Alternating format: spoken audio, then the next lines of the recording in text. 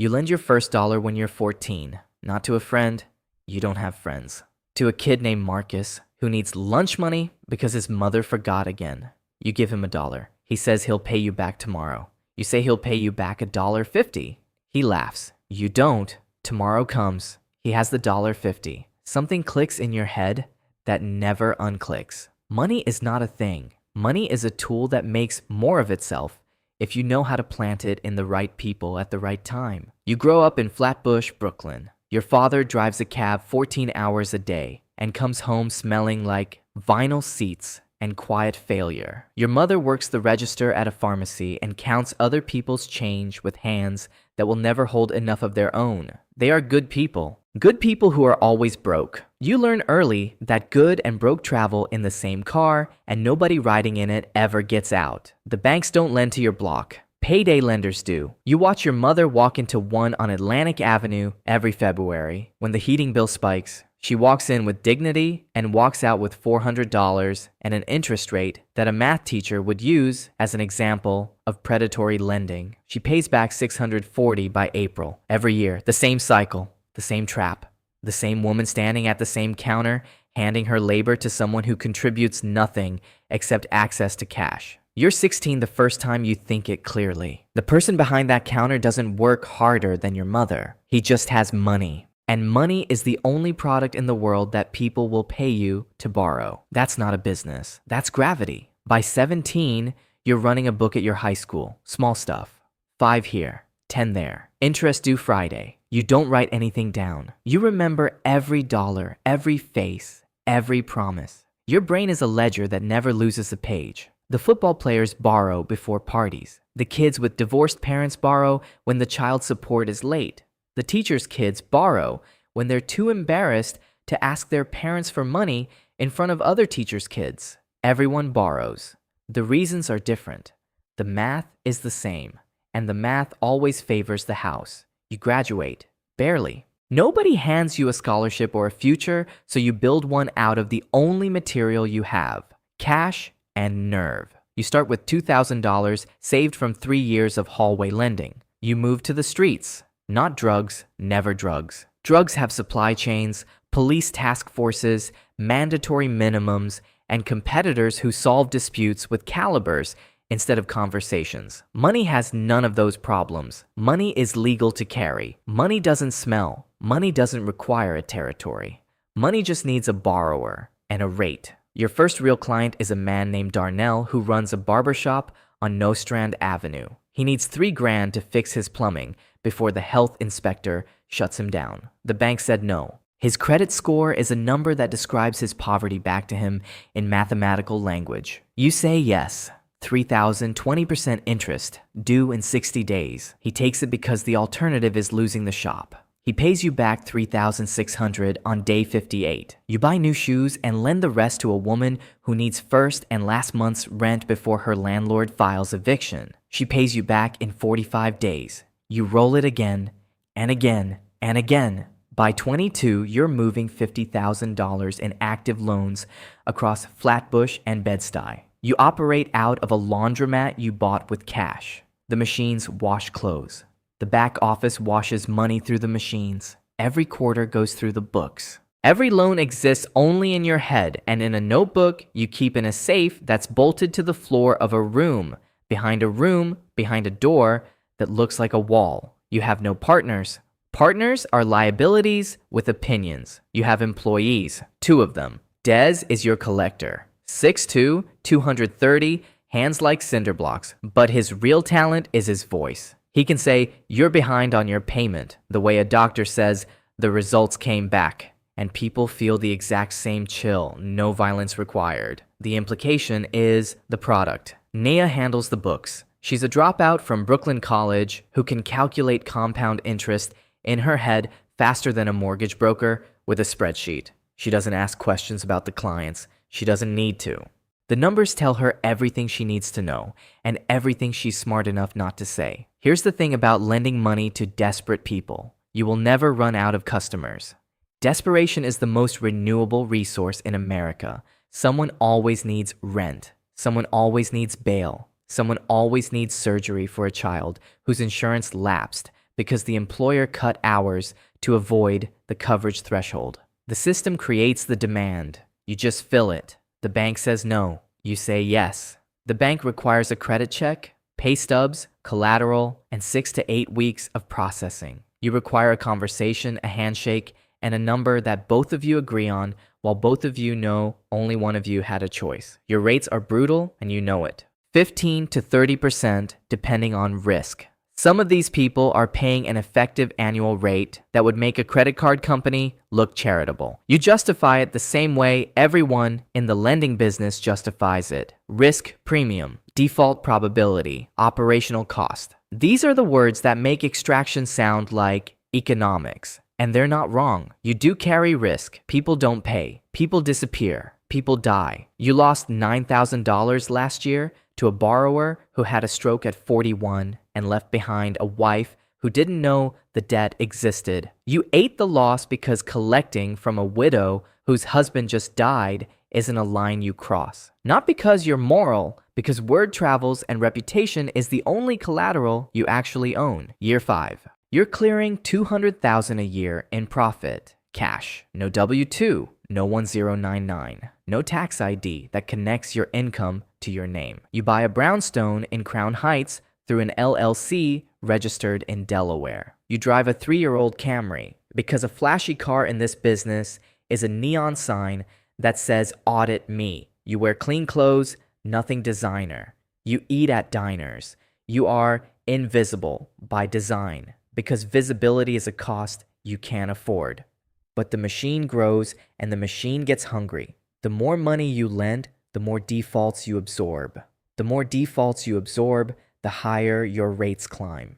The higher your rates climb, the more desperate your clients become.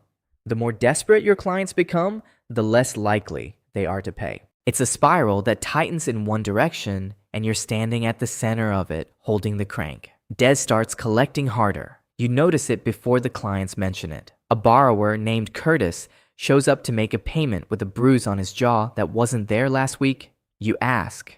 He says he fell. You ask Des.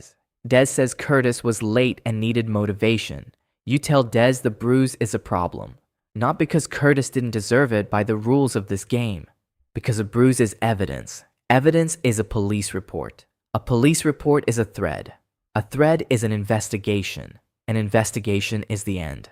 Des nods, but his eyes say something different. His eyes say he liked it. And that's a ledger entry you can't balance because the liability isn't financial. It's human. And human liabilities don't respond to interest rates. A woman named Sharon borrows $8,000 for her son's legal defense. Second offense, possession with intent. The public defender needs an expert witness fee that the state won't cover. Sharon owns a small daycare in East Flatbush. She puts up nothing as collateral because she has nothing. You lend her the money on her reputation alone. She's been on your block for 20 years. Everybody trusts Sharon, which means Sharon is the most valuable kind of borrower, someone who will destroy herself before she defaults because her name is worth more to her than money. She makes 3 payments on time. Then the trial goes bad. Her son gets 7 years. The expert witness was useless. $8,000 for a testimony that changed nothing. Sharon stops paying, not because she doesn't want to, because the daycare enrollment dropped after the trial made the local news. Parents pulled their kids. Revenue cratered.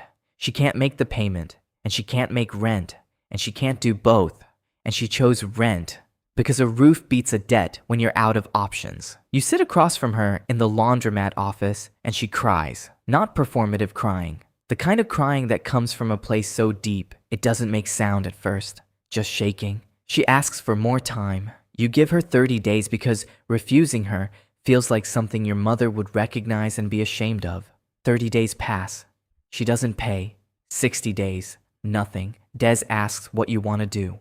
You don't answer. Because the answer is the thing that separates what you do from what the payday lender on Atlantic Avenue does. The lender on Atlantic has a legal framework. He garnishes wages. He files judgments. He destroys credit scores through systems designed to make destruction look like process. You don't have that infrastructure. You have Des. And what Des offers isn't process. It's pressure that leaves marks. that don't show up in a database but show up on a body. You let Sharon go, you eat the 8,000. Nia adjusts the books. Nobody knows except the three of you. But you know, and the knowing changes the math in your head. Because the 8,000 isn't just a loss. It's a proof that the machine you built can only function if you're willing to destroy the people it feeds on. And the moment you refuse to destroy one of them, the machine shows you its mouth. The machine is you. The teeth are yours. And every dollar that comes in has been chewed out of someone who came to you because every other door was locked. Year 8. You're sitting in the laundromat at 2 a.m. The machines are running an empty cycle because the sound helps you think. Nia left at midnight. Dez is handling a collection in Canarsie. You're alone with the ledger. 187 active loans. 1.2 million in outstanding debt owed to you by people who work double shifts and still can't cover the VIG. You know their names. You know their kids' names. You know which ones will pay and which ones won't, and which ones are one bad month away from the conversation with Dez that you pretend doesn't end the way it sometimes ends. Your phone buzzes. It's your mother. She doesn't know what you do. She thinks you own a laundromat and some rental properties, which is technically true, the way technically is always true in your business. She's calling because she needs money. The heating bill again, February. Same as always, she won't take a gift. Too proud. She asks if she can borrow $400 and pay you back in April. Your mother is asking you for a loan. You sit there in the hum of the empty machines and you feel the circle close. The woman who walked into the payday lender every February, the counter she stood at, the man behind it. You became him. You didn't walk around the trap. You climbed inside it, turned it around, and pointed it at every person who looks like the woman who raised you. You tell her you'll send the money in the morning. She asks how much she owes you. You say nothing, Ma. It's a gift. She argues. You insist. She thanks you the way people thank you when they can't afford the cost of refusing. You hang up. The machines spin.